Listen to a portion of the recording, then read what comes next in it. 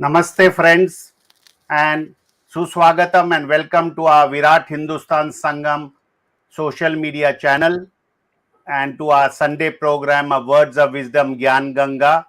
And today we have a very interesting topic. The topic is, what is wokeism? Is it camouflage for Marxism? And we have Dr. Subramaniam Swami in the next 45 minutes discussing this topic. And it's a new word. Many may not know what it means. So, who better than Dr. Swami to explain this topic? And we have with me my co-host, Professor Arvind Chaturvedi from Delhi, and Ramesh Swami. And I also have to thank our social media team led by Ashish Shetty, Tejas Navalgul, Ishwar Iyer, Swaminathan, Rakesh Gadgi, Vishal Mehta, and Ajesh Nair for putting this program together week after week. And as you know, today is the 189th episode of Gyan Ganga. And I must thank our viewers, which are spread across the globe in more than 100 countries that watch our program on every Sunday.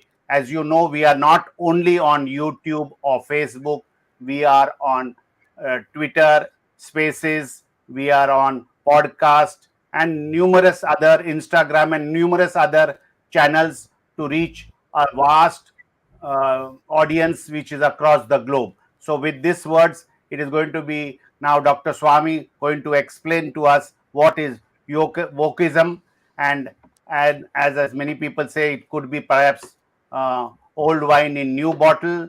And let's hear from Dr. Swami and the other panelists. Thank you. Thank you, Jagdish. I think I'm proud that Gyan Ganga has brought this topic into the screen, so to speak, for the general public to know of something which is being discussed essentially amongst intellectuals, and the attrition is also taking place within the academic community. And so it's a major development which we need to understand, particularly because after the collapse of the Soviet Union and then the disappearance of Marxism in almost all of Europe, even in China, as far as the economy is concerned, they gave up Marxism and communism. And it's only they have retained the regimentation and lack of freedom of choice in politics for the Chinese people. But by and large, China is bereft of communism in the economic sphere. So there has been, therefore, a decision taken by some thinkers who became irrelevant after the collapse of the Soviet Union and socialist states of Europe, to find some other way to come up. In Africa, almost 50 years ago, this concept of wokeism was being discussed more in terms of a person's ability to be qualified and so on and so forth. But an ugly turn was taken after, I think, perhaps in the last 25 to 30 years, when the universities began getting infected from liberals who couldn't anymore talk about Soviet Union and the Chinese economy and so on.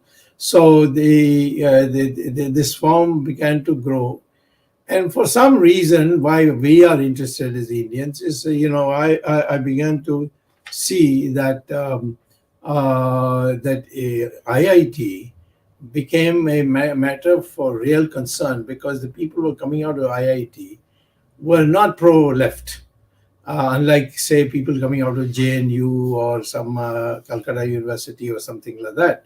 So the IITs are growing in numbers. Number of IITs were being closed, not closed, being set up, and all over in states, IITs, it was in big demand, and IIT people were acceptable in management schools in the United States. So IIT became a sort of an de facto, I wouldn't say de jure, but de facto anti-Marxist, because they are making profits, going for commercial enterprises, creating companies. These are things which attracted the IIT students, and with growing engineering requirements in new inventions and so on, innovations, the IITs became very popular all over the world, and they were in big demand, particularly in the United States. So the issue today that is in focus, and which I and rather Rajiv Malhotra and myself are going to address in I think in Tuesday, we are going to address in the at Hyderabad in the Central University there, both of us on this topic. And of course, the person who has documented it, this wokeism thoroughly, is Rajiv Malhotra. And Rajiv Malhotra is nowadays receiving and heckling by professors in wherever he goes to give lectures, which is very unusual, because Rajiv Malhotra is a man, scholarly, he's got scholarly status and so on, but he's not a university professor or a person who's running a course in a university. So it's surprising that leading professors come to his lecture and then heckle him there. And the reason is that Rajiv Malhotra's research is put across to people in a very simplified way. So I'm trying to do the same thing in a much more simplified way in this thing, and to bring out things. So the first thing that I have to deal with is what is called is the definition of wokeism. And that the term was when individuals became more aware of social injustice. It began, the people were not were being educated, were being told to pursue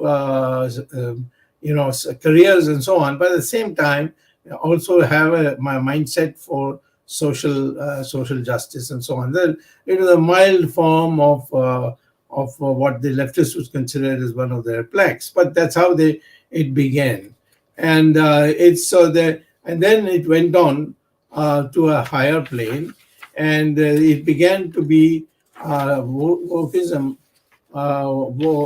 Woke actually was an African use of the word of awake and wake, and then it became woke, and then from woke it became wokeism.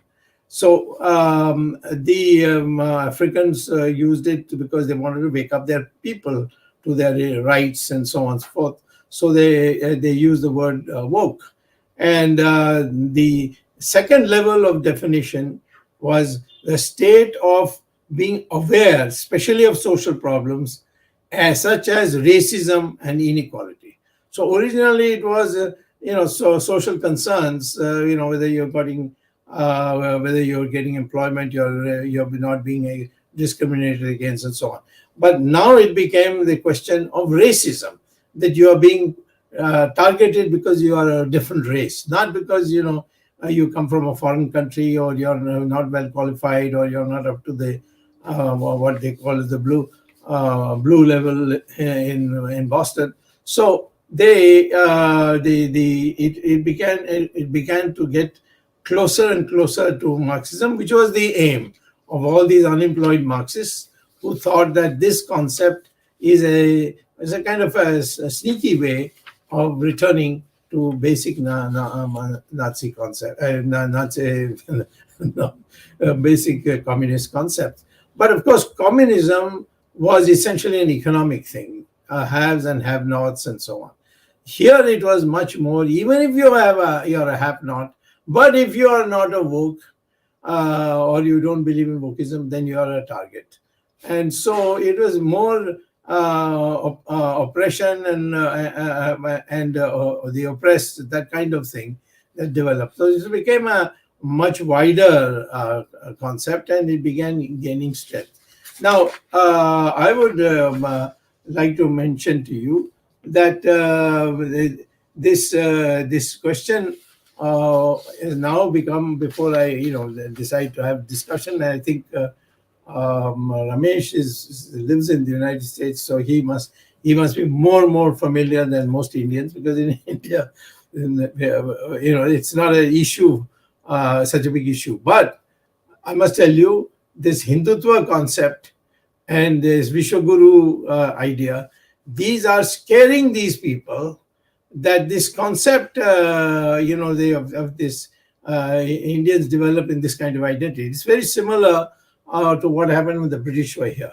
And the British found that after 1857 rebellion, that the Indians, as the Hindus, they were united, and of course there were Muslims also who joined Rani Jhansi, for example.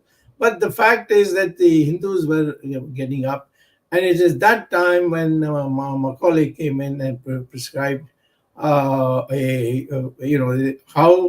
English should be brought in, how Sanskrit should be destroyed, and so on, and create what he said, and which is what the Vox are saying also today. What he said was, I would like an Indian who has English manners, who dresses like Englishman, who eats like Englishman, eats those for his lunch, dinner, breakfast, which the Englishman eats, but is brown in color. And he said Sanskrit is not worth even per se, and it should be burnt. One shelf of British literature is enough for the entire 3,000 years of Sanskrit literature. This is the kind of thing he said in the Parliament of Britain. So Oxford was selected for that. So those who went to Oxford, more than Cambridge, were people who were subjected to, and slowly Oxford, you had Kim Philby and others, these were KGB agents who infiltrated, and whoever went to Oxford came out as a kind of a left-wing type, and Oxford is still suffering from that period. So what Rajiv Malhotra is doing, he's identifying where the targeting is, and he has found what I think is something that he should be congratulated on, how IIT is being debunked in the United States today. So IIT is a target of all the places, Harvard University. Now, of course, there's one thing on which I would perhaps bring to the notice of Rajiv Malhotra. Harvard is actually in two parts. One is the departments which do research. They've got people who couldn't care a damn about the ideology, and they produce research, and that includes the economics department, which has now become extremely mathematical. But the departments such as religion, Department of Religion, and Divinity School, as they call it at Harvard, then about the study of animals, then the history of the evolution, all these aspects, and some centers which have been brought in, financed ironically by Indian businessmen, like the Asians, the India Center, which I think 4 or 5 industrialists are financed. And these are what are spreading hate against the new mainstream in India. And we are being targeted. I was targeted myself when I was not targeted by the Department of Economics. In fact, the Department of Economics protested, and they had sent me a letter of they were inviting me every year to come, and I told them I can't come on an annual basis because that would cut me off from my politics. But I'm ready to come for a short period. So they selected the summer school, where the other professors would go on vacation. So they needed somebody, people who were earlier teaching at Harvard, to come so that the standard continues. So I was, from 2000 to 2012, I was coming every year to Harvard to teach. Of course, I taught at Harvard the faculty level in the 60s and then in the 80s. But in this from 2000 on to 2012, I was coming every year to teach in the summer school, where students from all over the world used to come to get a taste of Harvard, plus those Harvard students who wanted to keep their studies going at a faster pace. They also used to come to class. So there, because of course, I was teaching mathematical economics and the economy of China, so there's nothing I could talk about India. But the divinity school, then the India studies group, philosophy department, where people like Amartya Sen were there, they all ganged up and picked up what I was speaking about, writing and speaking about in Hindutva in India. Now, there's nothing I said which is wrong. I said India was partitioned for Hindu Muslims and Hindus, and those Muslims who want to stay in India, we welcome them. But having welcomed them, it should be understood that we want to create one society. We don't want to create another India-Pakistan society. So that they took umbrage because I said that in order to be truly to integrate, we are the same people as far as DNA is concerned, etc. Then therefore, let our people adopt the cultural values of Indians, not religious values, but cultural values. So they picked that from which I published in a newspaper in India. And I was very clear that I would come to Harvard only for 3 months. I used to come every year for 3 months, but they targeted me because they felt that with my Harvard background I would have influence on an area of ideology which is not suitable to the left wing, and that I would nip in bud. And of course, they were right in the sense that the Hindutva thing picked up after I did the Ram Setu matter, protection of the Ram Setu matter, and then I went to liberate temples and got Supreme Court to give an order.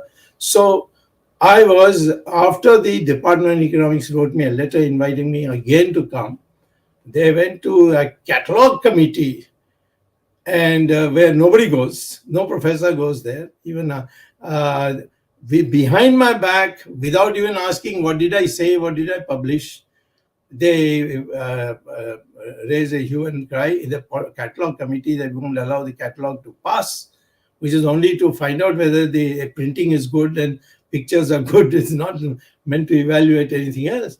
But they cut my course out. And there are all these people who come to India, do Indian studies, and they do go and then go and write all kinds of rubbish abroad, which Rajiv Malhotra has completely documented in his new fat book called Snakes in Ganga. And it's a huge book. But he has also put out another set of books, The Battle of IIT. This is a book he has put out with Vijaya Vishwanathan, who's been his co-author in the Snakes in Ganga. Then Varna, Jati, Caste, he has brought that. He has published that also. It's a primer for Indian social structures for those who don't know, especially the Westernized.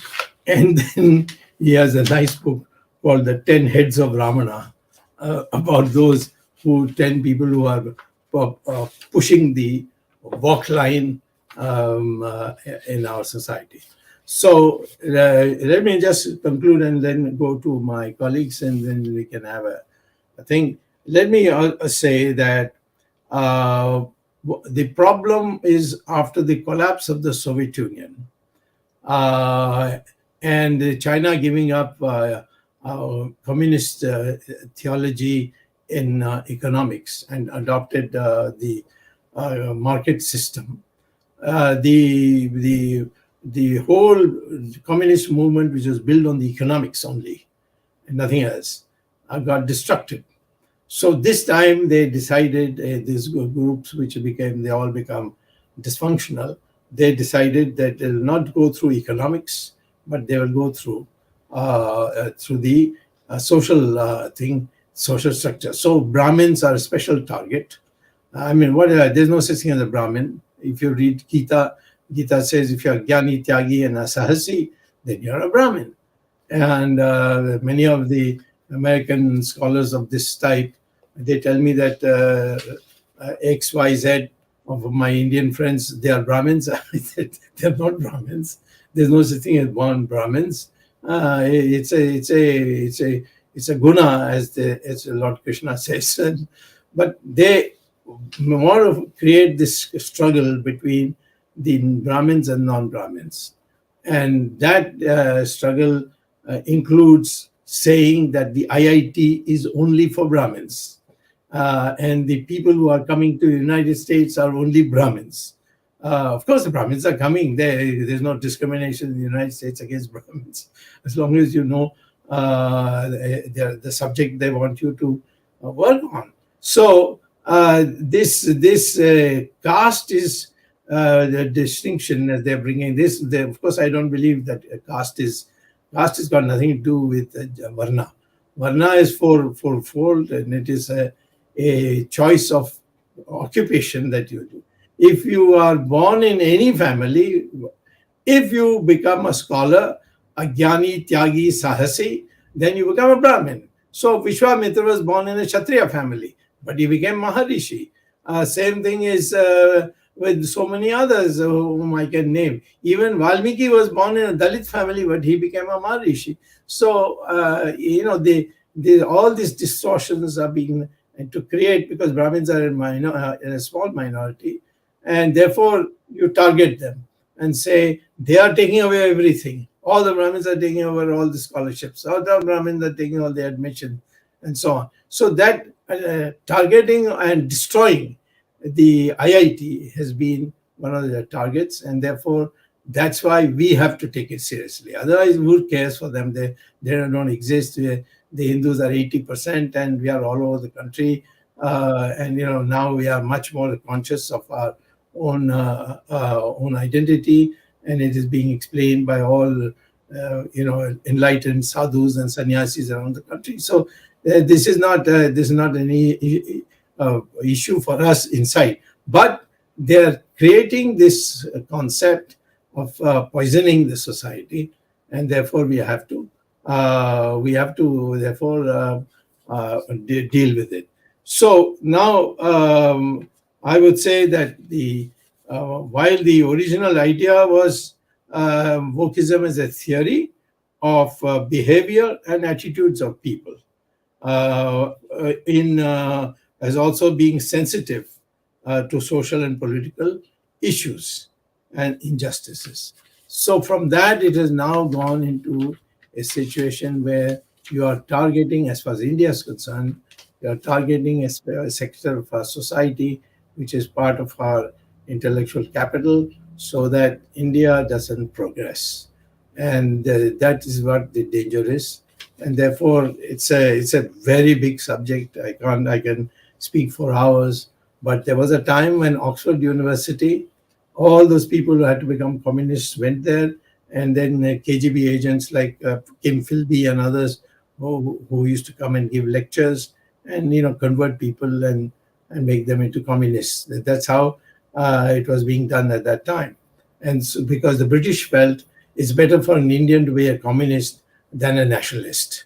And so they were very hard on nationalists, whether it was Savarkar or anybody else. You see, all nationalists were targeted, especially Hindu nationalists were, Hindu-minded nationalists was targeted.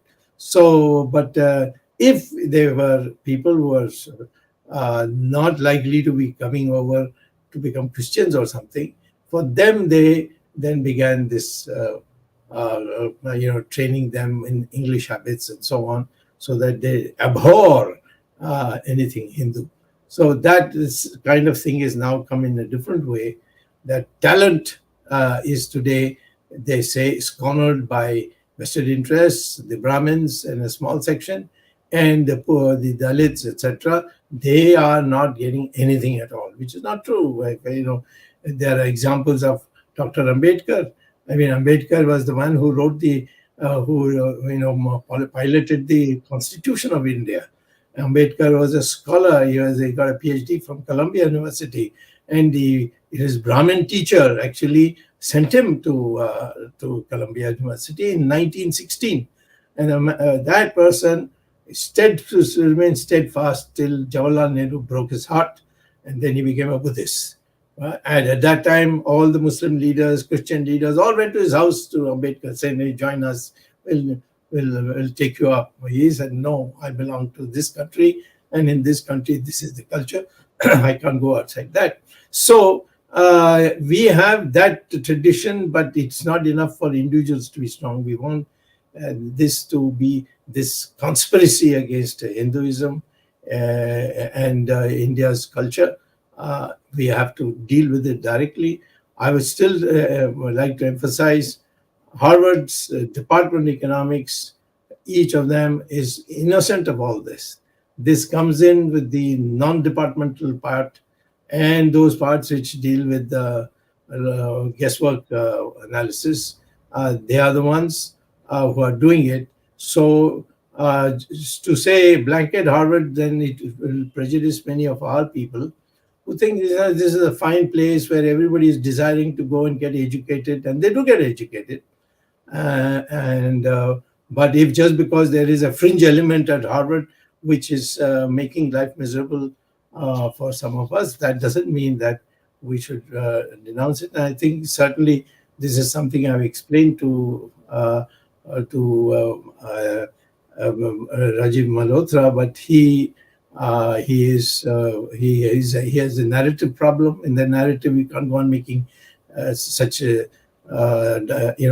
cutting it so fine. You have to say it in block terms. So Harvard University is playing the role of Oxford University, and his object is to bring in people of inferior academic value, but bring it into those departments where it doesn't matter, and then they with this label of Harvard University professor, and they try to give this a legitimacy. I think recently there are a few Tamil professors who have come, who are now spewing this kind of hatred, which the DMK does in India. So we have to now start alerting our people. So this is the first time that we are having this expose, and this will continue in different forums so that the whole country becomes conscious of the conspiracy against India in the name of wokeism.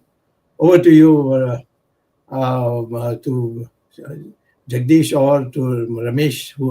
Ramesh, I think, is supposed to come in next, if I'm not wrong. Ramesh, Thank your you, Dr. mic Swami. is... Yeah. Thank you, Dr. Swami.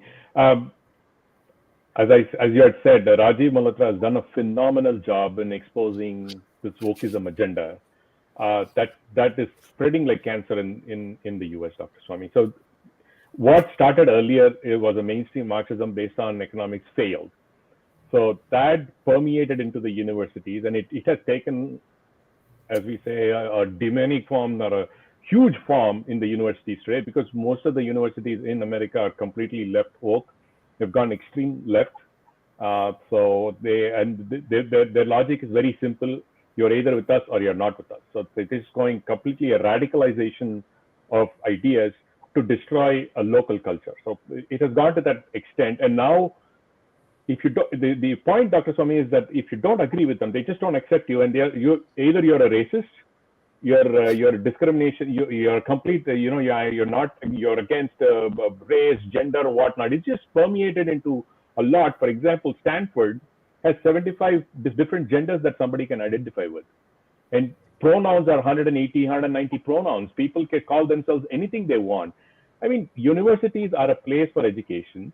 People come there to learn something and just get what you want. You get educated, and you have other things. You can agree to disagree, but there is no room for disagreeing with the leftist agenda today, Dr. Swami. That's how the colleges in the US have gone. Now they're trying to permeate that into the schools. Even if at a high school level, maybe the kids have something to think about. No, Dr. Swami, at a kindergarten level, these days, teachers are telling their children at first grade, even at a kindergarten level, saying that you can choose your gender. And this is a dangerous movement that's happening in America, which is definitely, I mean, it's a matter of time before it starts spreading into India, Dr. Swami. And as you rightly pointed out, the first threat that's happening is attack to institutions. They're starting off with IITs. They're starting at that level where the brightest of the Indians get in. So you kind of indoctrinate them into thinking that these things are normal. that you can do whatever you want, and then it starts spreading. Because once you do it in IIT, other colleges start to emulate, and it's basically an unstoppable train after that. I mean, it's what they failed earlier, as you said.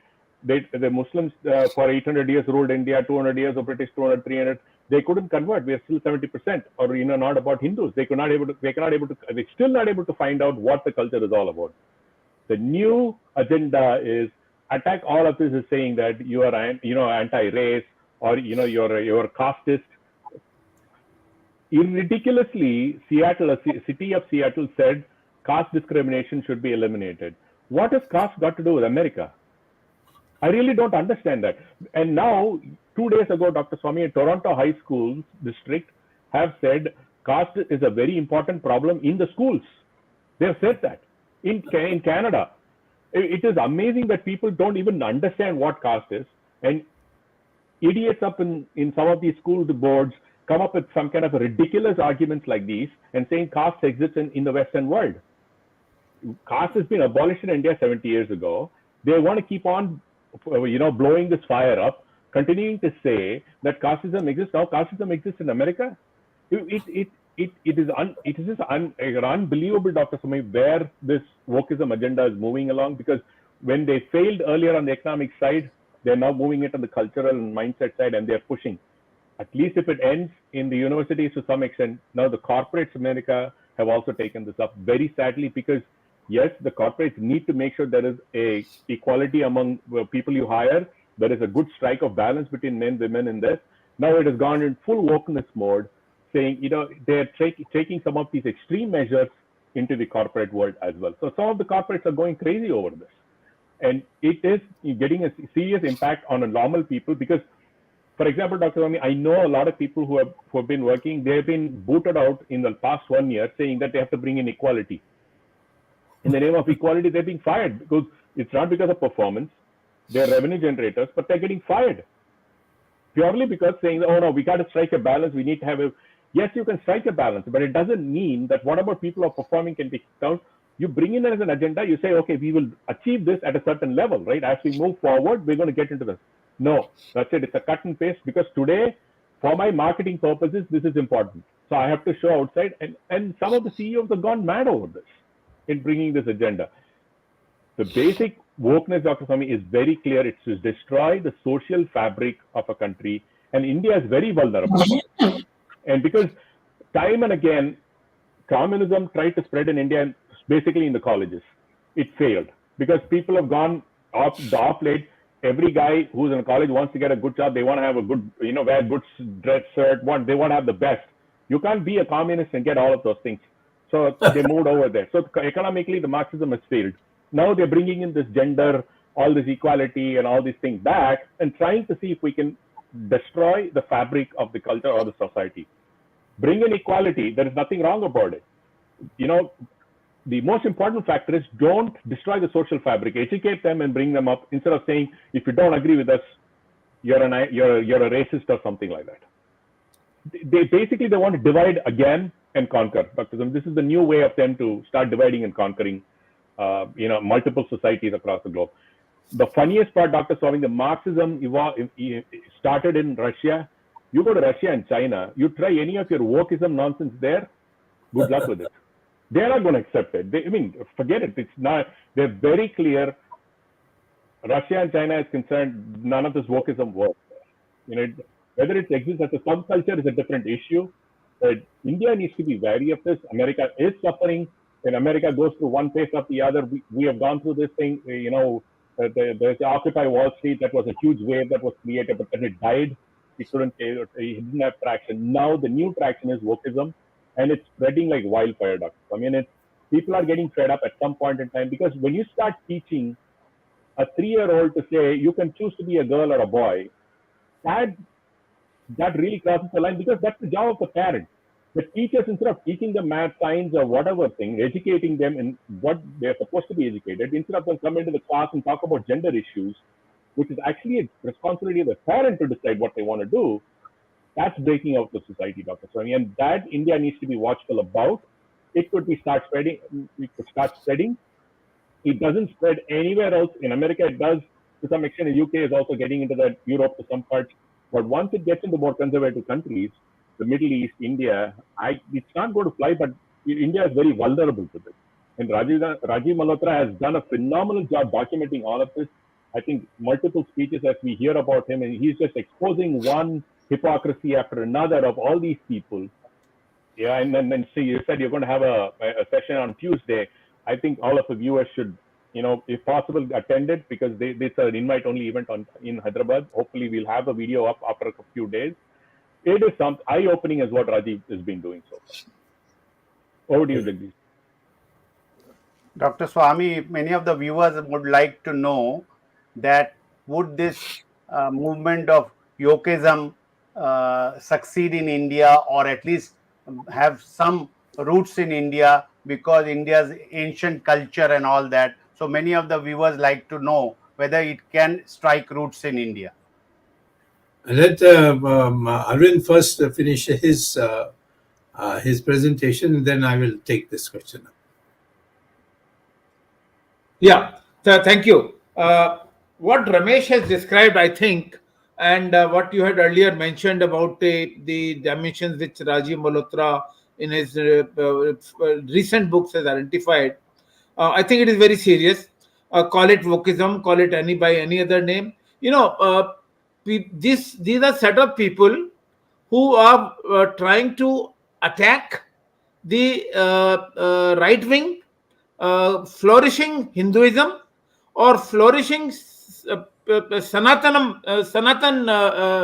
sect, because people are now realizing 20 years back or 30 years back in India, people were ashamed even to call themselves Hindu, because they were secular people were so powerful. And now once they have started asserting, Sanatan people have started asserting themselves, this group of people are trying to find newer dimensions every day. It is no more economics.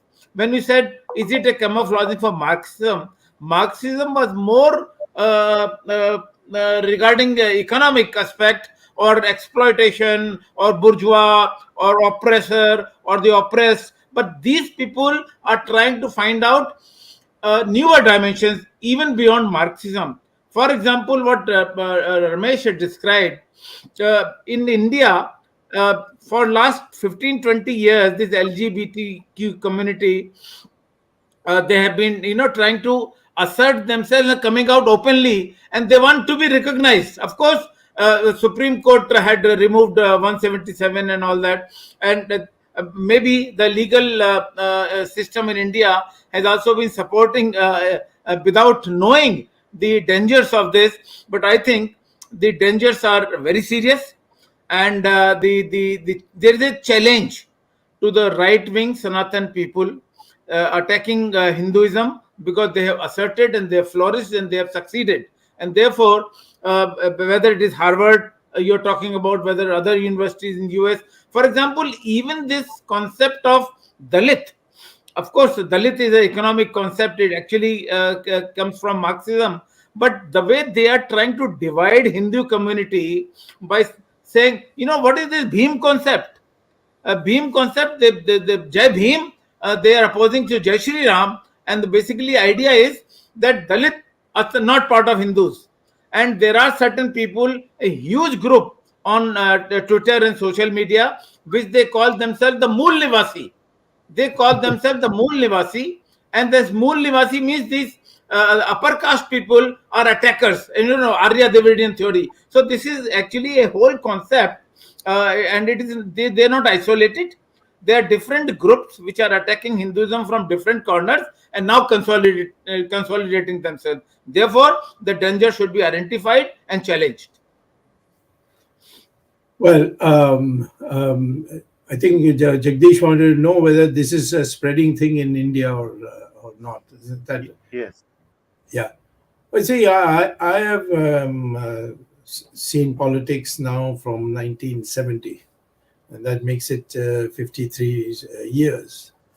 And I've been 6 times member of parliament, been twice minister. So I've seen a variety at a variety of levels.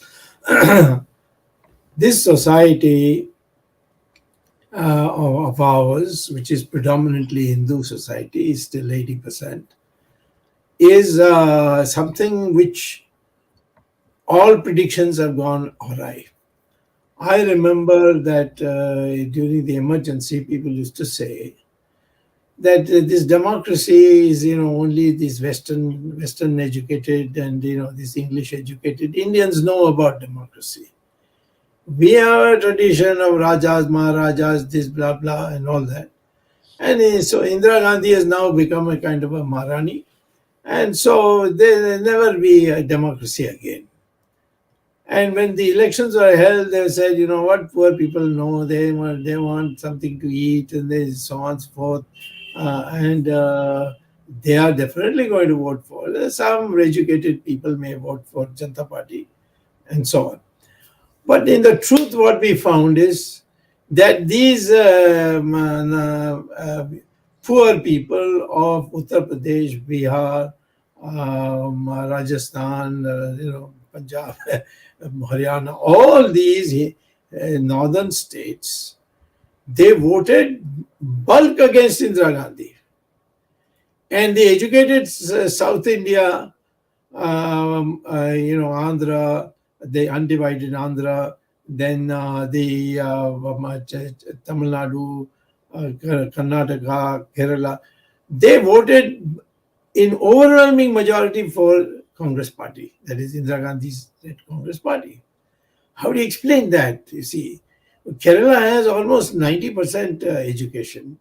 Tamil Nadu has got 83-84% education. All these are highly educated people. The most uneducated part of India voted for democracy, and the most educated part voted for dictatorship. So there is something about India's culture which those who have not become anglicized, they value, they think. That's why so many of these celebrations we have, people do it. No government is giving them agenda that to this day and day you will celebrate this and that, you will celebrate that. It's they spontaneously people go to in these huge numbers to give a dip in Ganga. No government is making any arrangements for that, except perhaps law and order, but there's no need. In almost all the Kumbh Melas, there's been hardly any violence at all. Huge, crores and crores of people coming. So I am not worried about the wokeism succeeding in India. But we have to teach them a lesson. You dare to strike tease a lion, well, the lion is going to retaliate. And it can't go on like this, you see. You have no business. Who are you to tell us whether the IIT is good or bad? Don't take our students. The entire business community in the United States is looking forward now to you. You see, the Americans have nominated Sardaji as a World Bank president. And there are so many Indians now coming in various places. Now, these people who are, troublemakers, who don't want American society to be, an integrated society, they are the ones who are creating all this. So I think what I am trying to put across is, let us be ready for this. We are going to win. Of that, there is no doubt. And India is going to prosper. India is going to come up. We as being democracies, we can criticize each other. That's all right. But the fact is that democracy has survived the most vile attack which took place during the emergency. We have survived wars. We have survived invasions, and we survived brutal rules of 500 years, which the Islamic forces did. And we survived all that, and you're still in this, in its your past, your glories of the past are all being remembered and practiced. So I am not worried about that angle. I'm only worried. I'm only of the view that we are in a position to smack them out of, and send them into orbit around the earth. These people who are thinking that they can subvert our country, and in the name of wokeism. As far as the poor are concerned, we have provided for them in the Constitution. There are people who have risen despite all the obstacles placed. Ambedkar was the person who moved and prepared our Constitution. And we have had people who are become presidents of India who come from the poorest part of India. So, we are doing this in a slow by slow way. There is a country which has remained integrated. All our neighbors are broken into pieces, but we have not broken into pieces, except what the British got done and went away. After that, we have not broken up. Everybody said India will break into 20 countries. I remember President Nixon coming to India and then saying that India deserves to be broken to 20 countries, but he didn't come as a president. He was president candidate. He came here and he announced that Winston Churchill said we won't last for 2 years. And so, but we have overthrown. We are the only country which has overthrown every invader. We have not been assimilated by any invader. No, our religion could not be changed by any invader. So these a few people hanging out in Harvard or anywhere else, they aren't going to be making much difference. But at the same time, we can't be complacent. And that is why this program was held today. Yeah, but Dr. Swami, we must also identify, for example, you took one example of Harvard University opposing your article written in one magazine, newspaper called DNA on the terrorism. There are universities in India which are also becoming centers. I mean, call them Vokri or call them by any other name. I would say they are left liberals. In social media, the term used is LELI, Lely or Lile or whatever, basically for left liberals. And these are the people, as I said, religion is their target, but they are not only targeting religion. So they are identifying anything around religion, whether it is casteism or whether it is the methods of worshipping or so many different things which affect the social structure and social practices, and therefore they need to be challenged, and the people against such elements must consolidate themselves and oppose them and take them head on. Arvindji, one thing I disagree with you, it's just not religion generically. Hindus, Sanatana Dharma, they will not dare attack Islam, they will not dare attack Christianity and try to bring in wokeism within those two religions. Impossible. Maybe in America, Christianity is the easy take, but forget it. It's not going to happen in India. Or globally, Islam can never be infiltrated because they are very staunch in their beliefs. What is missing in what we are not strong, we don't stick together. You should appreciate people who follow Islam in this way because they will not tolerate all these things coming into their religion. Don't bring my religion into all your wokeism. It doesn't work there. But the easiest targets are the so-called Christians in America or the West that are slowly giving away values because Christianity is dying by the droves in America, literally dying by the droves. And slowly they're trying to bring this, if we can do this to Christianity, let's start doing it to the only other religion that's bothering us is Hinduism. So that is the target. That's why I said India should be aware. India should be woke about wokeism.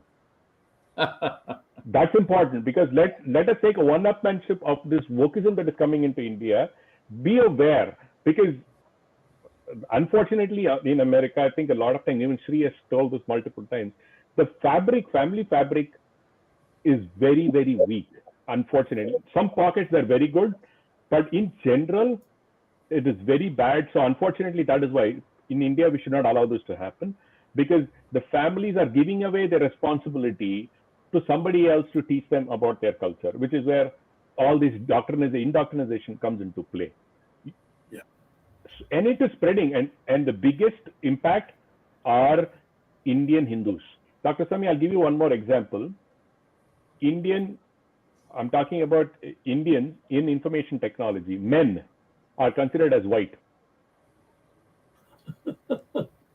So I'm telling you, in this gender neutralization and all this, where there is no discrimination, Asian men, I'd rather rephrase it, Asian men are considered white.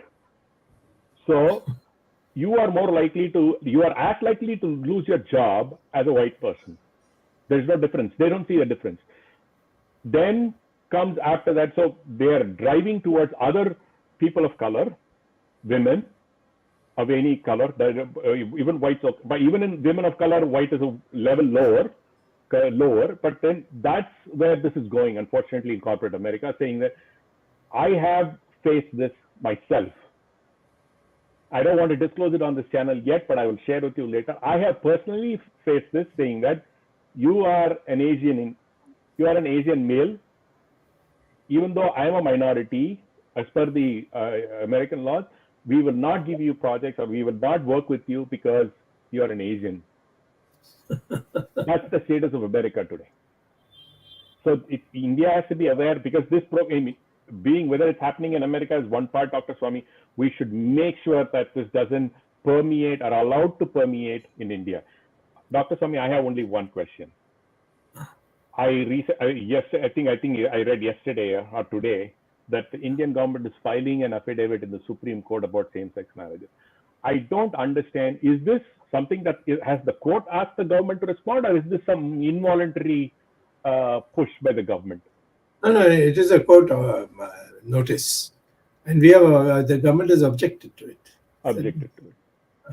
Because it again, things like this, Dr. Swami, and my guess is a lot of people have been saying on Twitter, saying that irrespective of whatever the government says, the current disposition is that it's not going to work for the government, for whatever be the case.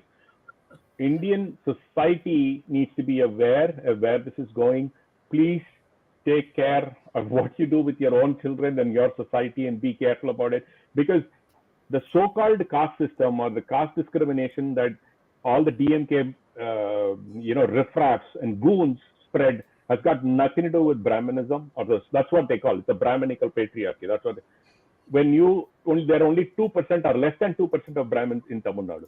All this is happening between people who are not so-called Brahmins. It is only the people in those castes that are upper and lower. They fight amongst themselves. It's got nothing to do with the Brahmins, but Brahmins being spineless, boneless wonders, cowards to the core, they just stay silent and they accept this on their head in Tamil Nadu. It is a shame. I mean, what else to do? That's what they are, and they're afraid since we are a minority. But on the other hand, I thought, Swami, if the 98% are afraid that the 2% will take over, I feel the 2% is more powerful.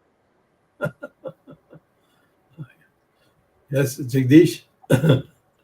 We have run out of time, I think. Yeah. Arvind? Yeah, okay. I think this subject is little broader, and it cannot really, we cannot confine itself in 1 hour program. But I think the 14th March, Dr. Swami is going to be in Hyderabad, which is also one of the center of WOKEISM, Dr. Swami, and Central University of Hyderabad. I mean, this is where it originated from. And in India, I think Ramesh had pointed out, and some other viewers have also pointed out, these people are targeting our young elements, that is, people in the universities. I did not name any university. I mean, Hyderabad was just an incident because you are going there, but there are many other universities, even in North India, where the GNU kind of the infectious elements are coming and using this concept. And therefore, as I said earlier, that people like you, Rajiv Malhotra, and similar-minded people should take up this challenge and fight them head-on. And it is time, because they should not be allowed to spread like this. And government of India, maybe they're not challenged directly, so they're not affected, and therefore they're not taking any measures. But as a society, we have a responsibility on us to take this challenge and take measures to arrest this trend. Thank you very much, Dr. Swami, for bringing out this issue very timely. And Ramesh had described this with his US experience. And I hope the Indian who are in the US are not so much affected to bring that thing to India. Thank you very much, Jagdish. Our technical team led by Ashish Shetty, Swaminathan, Vishal Mehta, Gadgi Rakesh, Ishwar Iyer, Tejas Navalgul, and Ajesh Nair. Uh, we will be meeting again next Sunday at 8 p.m. Indian Standard Time with a new program with Dr. Subramanian Swamy and an intellectual debate which many other channels do not provide. And therefore, as Jagdish had said in the beginning, our support base, our viewers are increasing in numbers in more than 110 countries actually, and they are supporting us. Thank you very much, viewers, for supporting us. Next Sunday, 8 p.m., another topic with Dr. Subramanian Swamy. Till then, Namaskar, Jai Hind. Jai Hind.